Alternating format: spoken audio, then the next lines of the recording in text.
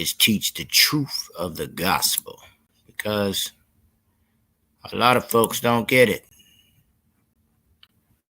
Here, and we're going to run the show. I'm BC the Tishite, BC the Hebrew. This is Holy Ghost Power Hood News, where we bring you the truth, not like the big media scheming, trying to get you into a trick.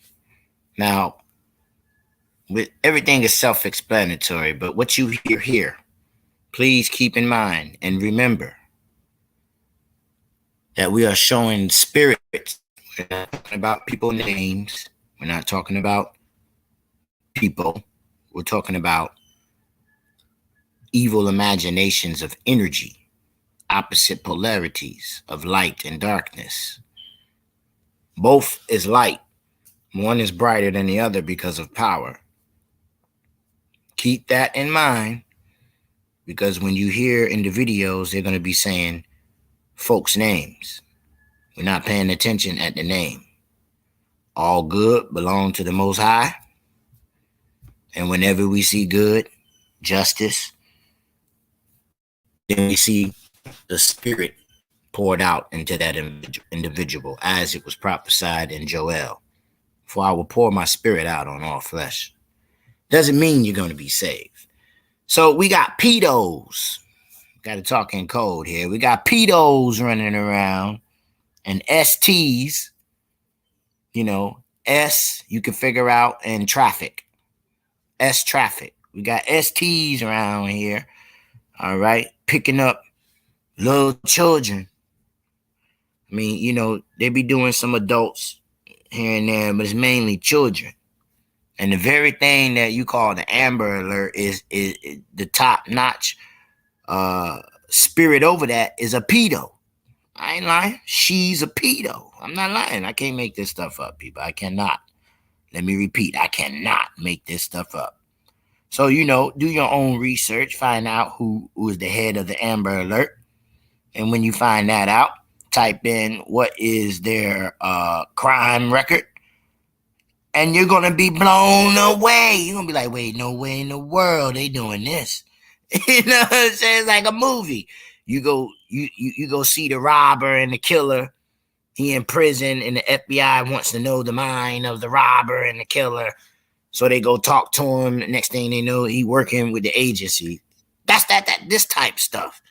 I can't make it up, man. I just can't. I wish I was. I wish I could, but I'm not. So sit back and enjoy. First, we're gonna show you the pedo. Every time this soul is around, there's some craziness going on. See, you see the name already.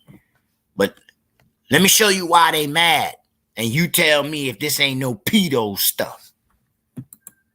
Has been going through the ringer recently with just bad news after bad news, has now been served even more terrible news by Hollywood in this crazy new twist of what is happening to her woke animated show.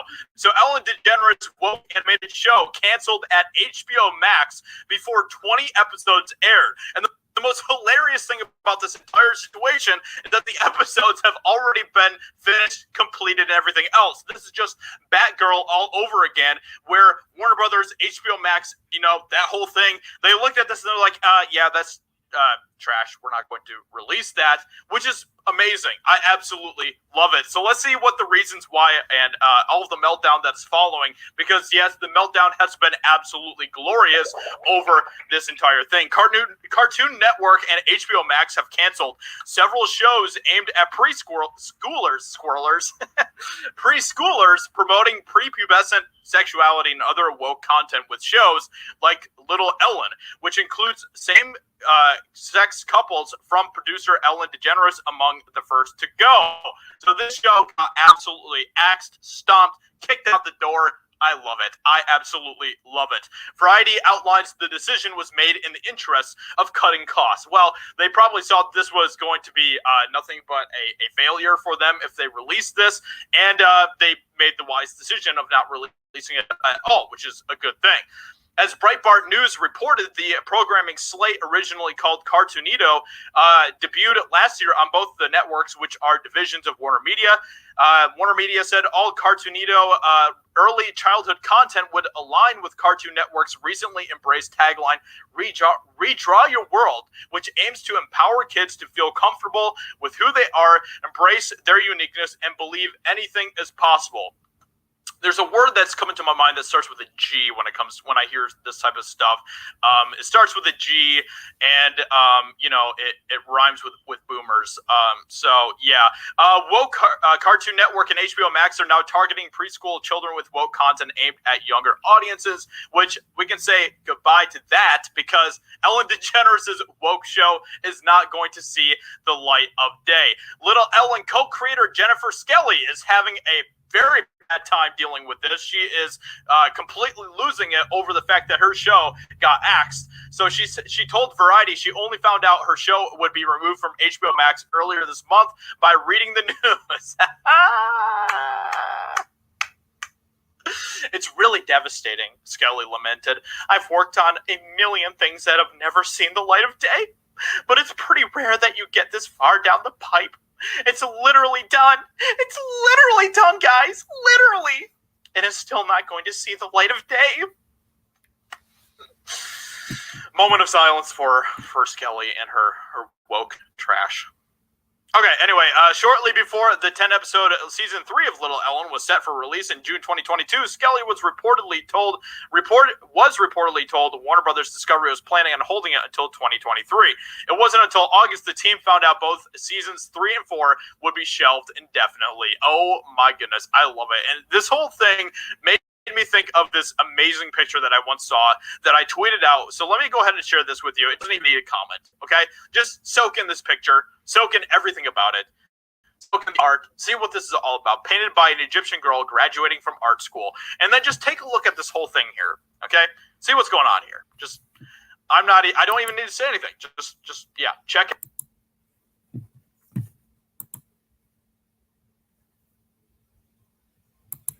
Remember all that.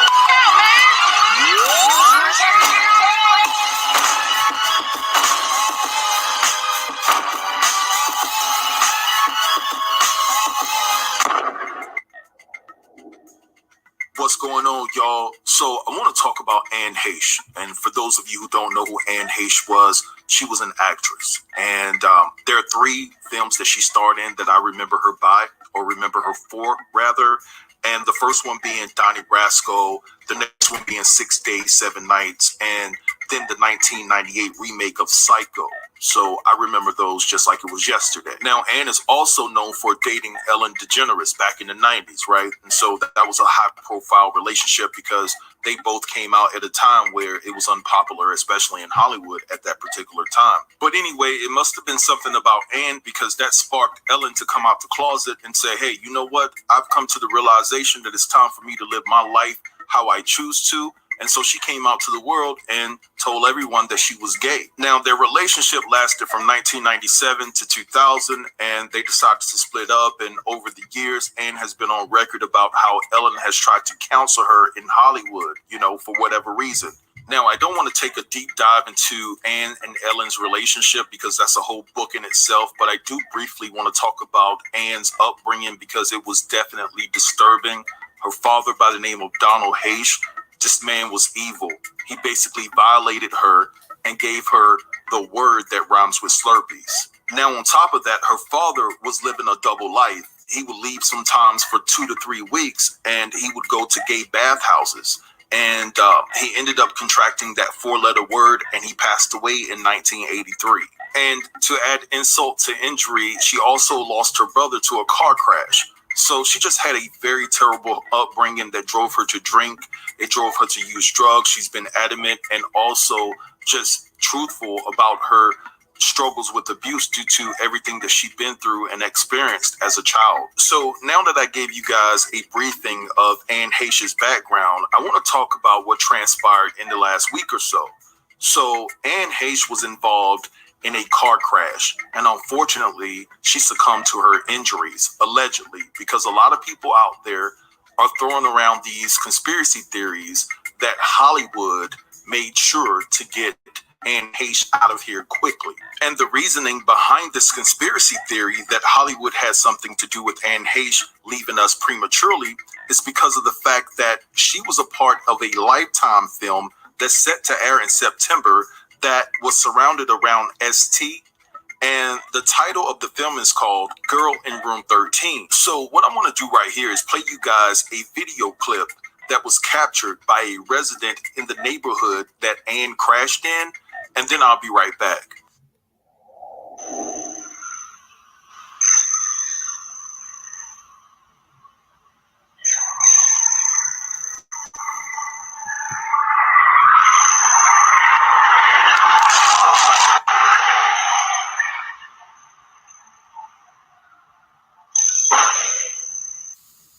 All right, so you guys saw and heard that. And if you didn't hear the impact of Anne's Mini Cooper hitting the house, I suggest you go back and look at the video because you can definitely hear it. And right here, you can see the damage that was caused to the vehicle and the house. And so basically, when I just, listened to the tire screeching, it seems like she was turning the corner.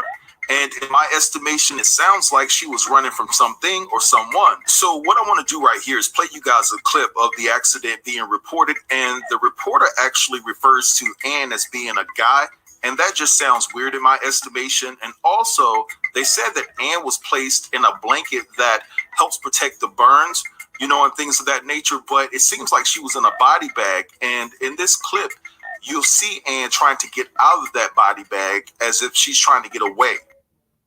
Activity that we were looking for, that anxious or that quick moving that was going on the other side of the vehicle. Oh my gosh, he's completely alive. He was trying to get away.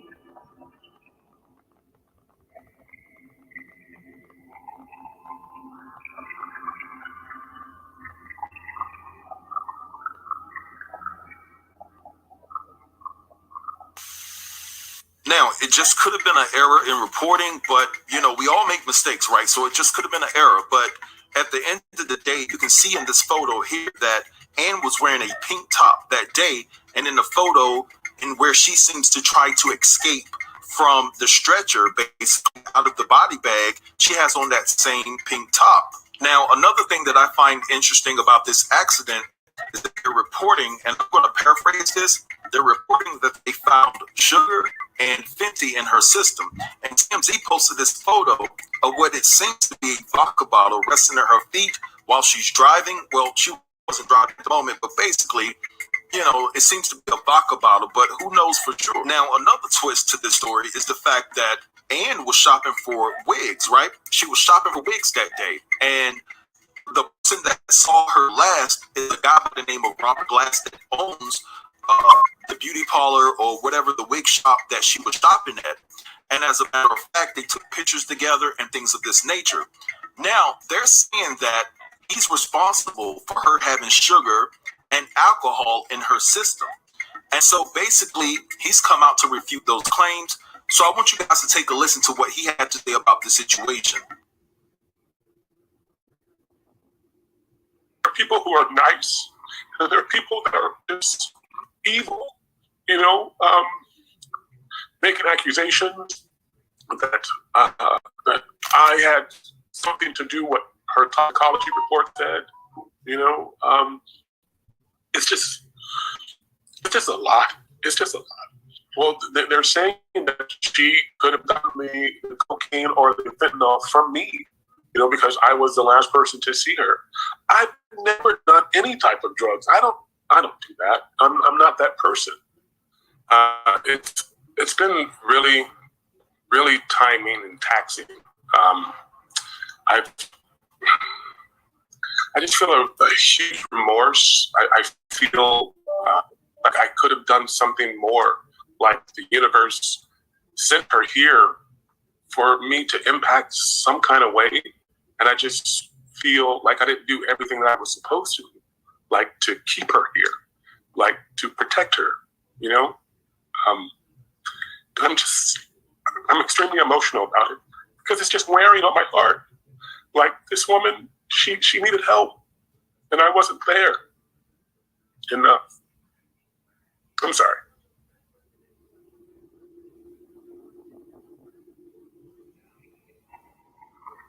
All right, so you guys heard that, right?